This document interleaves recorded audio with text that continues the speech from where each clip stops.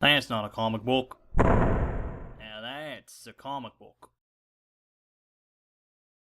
Hi everyone, welcome to another episode of Trade Talk. We're continuing the Dan Slott, Michael Allred Silver Surfer run by going on to the next volume, which is Silver Surfer, Citizen of Earth. I'm of course reading this in the omnibus, but Citizen of Earth spans issues 1 to 6 of the 2014 Silver Surfer series. It's hard to believe that 2016 Silver Surfer series. It's hard to believe that it's already time for a renumbering, but that's just how Marvel do. In this arc, the Silver Surfer and Dawn decide to return home, return back to Earth so Dawn can see her family again because she's gotten a little homesick.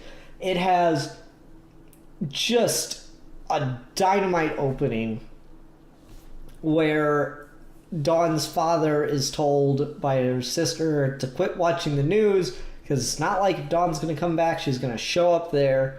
And then just randomly, aliens take over the airwave broadcasts and begin speculating on their message of death and destruction. When the Silver Surfer punches through with Dawn on the back of the surfboard, she taps the camera and starts talking to the people of Earth in order to get a message to her father. He's like, hey, we're coming home. And just in the meantime, you got Norrin in the background laser blasting people. It's hilarious. But the aliens ominously said that they were coming to plunder Earth's greatest resource. But anyway, Norrin and Dawn arrive back on Earth. They see that Eve has gotten pregnant while they were gone, which is actually really exciting because she got married too. And then Dawn thinks about all the things she missed out on, all the holidays, and we see that the family thought of this and got everything together for a happy Hollow Givings Birthmas celebration for Dawn, which is really sweet.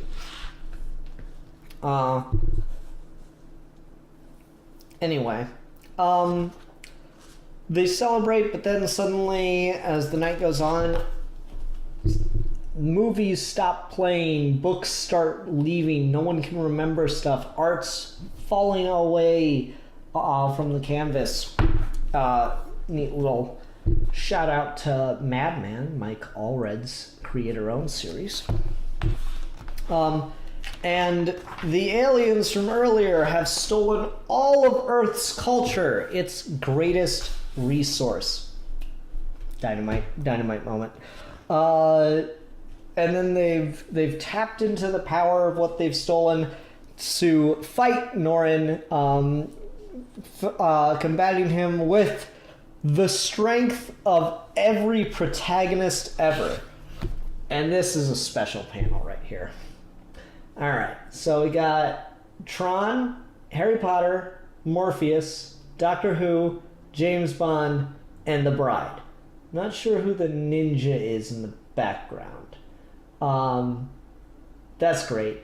That's so good.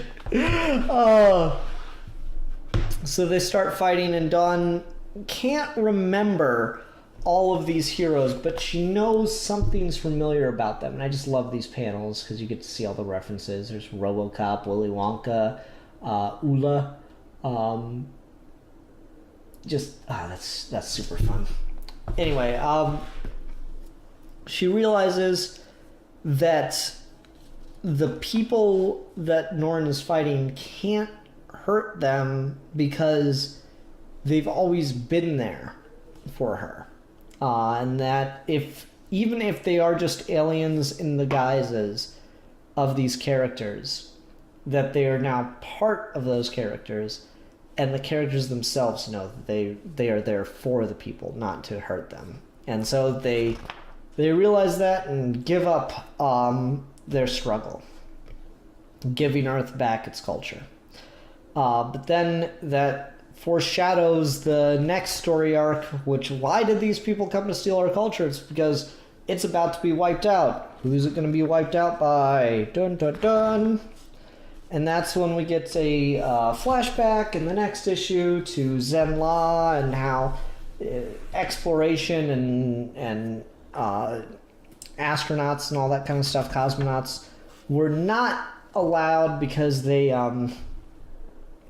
too greatly scared people, or they too greatly affected the cosmos because of what Zenla was. Zenla was the perfect civilization. And then you get Zenla attacking, and they're turning the Earth now. The survivors of Zenla, including Norin's former wife, are turning the Earth into a new Zenla, like they've done with countless civilizations across the cosmos. So they're erasing Earth culture and replacing it with Zenla culture, and they've done that to not Jack Kirby. They've done that to the Thing, who looks, God, Mike Allred style. It looks so Jack Kirby there, the way he draws Thing. They've done it to the Thing, converting him to their culture and their way of life. And so Surfer has to fight him and try to save the world and everything. And it's this multi-part epic struggle against everything. And this is a great page. I love me some villain speeches that just set it up for the hero to make the great big stand. Not just your pet planet Earth. We have used the Illuminatrix to reshape thousands of worlds throughout the cosmos, bringing peace and happiness to all who dwell there. All have received our blessing, and now the perfection that is Zenla. And know the perfection that is Zenla. You once sacrificed all to protect our world and its culture, my beloved. Do so again. Stand with us. Stand with me. What say you, Norin Rad? I stand with Earth. I love shit like that. Shit like that, so fire to me. So there's more fighting, and the stuff happens. It's just a lot of craziness. Eventually, Norin finds that he can take off a piece of his silver and put it on someone as a ring, and that will make them immune to the changes of Zenla. So he's able to get the Thing back under control, but the Thing has summoned the Avengers, and they're all immediately converted, so the situation is getting worse by the second. And ultimately, Norin decides that there's only one thing to do, not only to save the Earth, but to save all worlds, and that is to use the power cosmic against the Illuminatrix and wipe out Zenla culture so that it cannot, Zenla culture, Zenla history, Zenla-ness, so that it cannot wipe over existing worlds, leaving everything but a faint glimpse of a memory that's not even truly there. And this pushes Norin to his limit. He practically dies, but for the silver exo stuff he's left on his friends, and that's allowed him to survive. The whole world saw him save them, finally, which is really surprising for the Silver Surfer, because usually he doesn't get that kind of credit. And so the whole world gives thanks to Norin Rad for saving their lives. And he's able to recover in hospital, but not before the Zenlas, the former Zenlavians, begin to try to attack, and it seems like they're going to try to kill Norin. So all the heroes stand together to try to stop or halt the attack, but Norin's former wife gets through and gets to the hospital bed, and eventually tells Norin that she doesn't want to kill him, but he's made it abundantly clear that he wants nothing to do with Zenla, and so Zenla wants nothing to do with him, and he's now completely exiled from his own people. Which is, it's got a tragedy to it, but that's okay, because Norin has stood with Earth so many times, and this time gave the ultimate sacrifice so that if he is no longer a citizen of Zenla, he is offered citizenship on Earth, which means very little to him until Dawn says, "Let me be your home. Let this be your home." And then Norrin agrees and is very happy. I love this big 2-page spread. It's so sweet. This is usually kind of like the tool used for a big action moment or something like that, but it's just so heartwarming here. I absolutely adore it.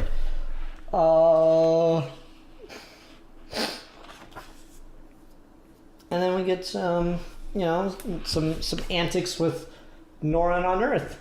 And everyone loves him. He's been granted citizenship by every country in the world simultaneously. So he's the very first truly citizen of Earth.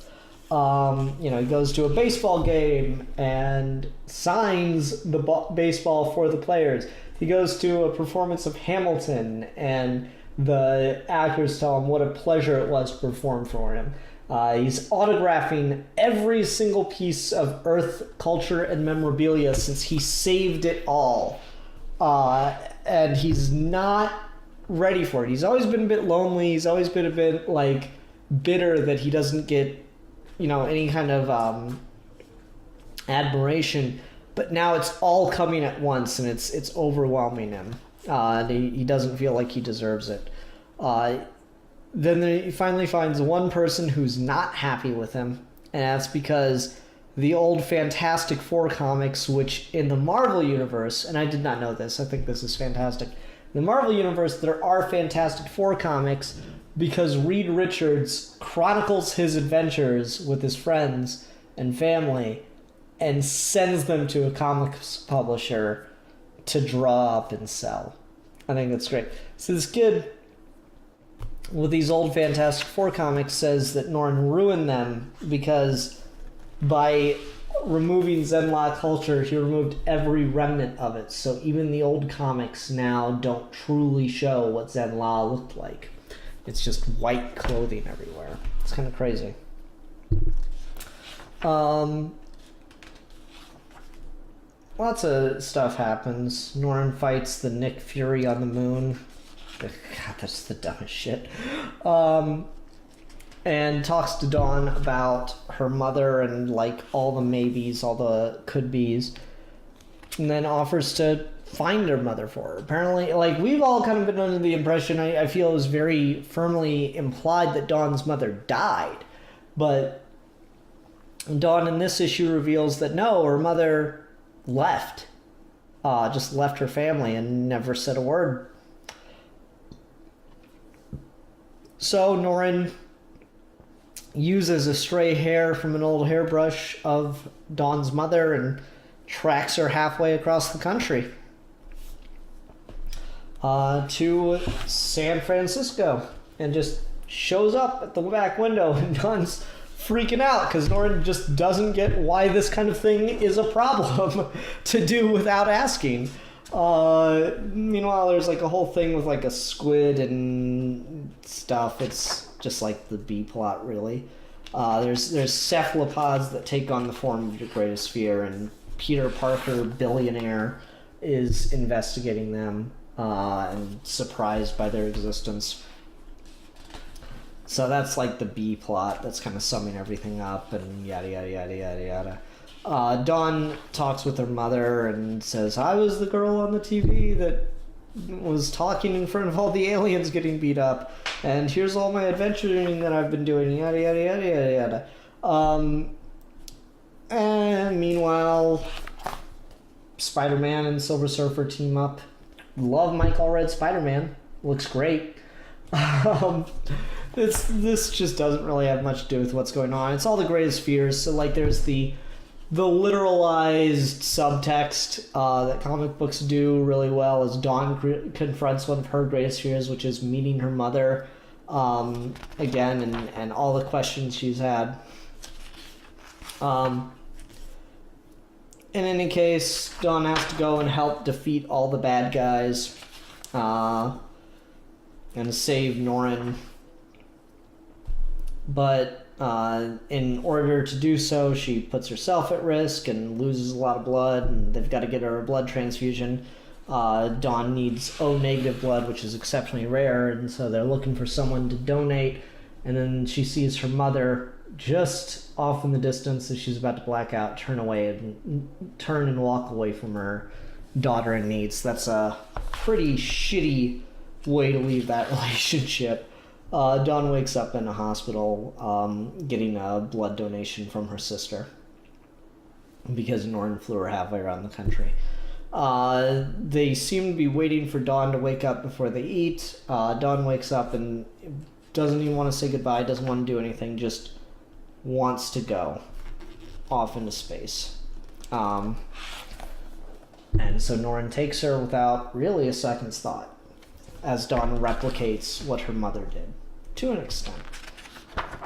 And it's actually at this point where I know where the series is going to go, and that is just a heartbreaking moment that's being set up for later on. So that's ouch. Another really, really good arc. I really like how these issues are built and structured, in that they set up or they continue these long-running narratives that really go back quite a ways. They laid the groundwork for a lot of stuff, but they never get overly complicated or overly plot heavy. Like, a lot of the issues, if it's not a single issue one and done style where you can read it without getting overwhelmed, it's 2 to 3 issues. Like, that's just really refreshing kind of storytelling in comics that you don't get nearly as much as I feel we should nowadays. So yeah, really great series, getting closer and closer to the end of this absolutely thrilling and fantastic omnibus. Really, really enjoying it. Hope you guys are enjoying me talking about it and ranting and raving about how good it is. Anyway, until next time, bye! That's not a comic book. Now that's a comic book.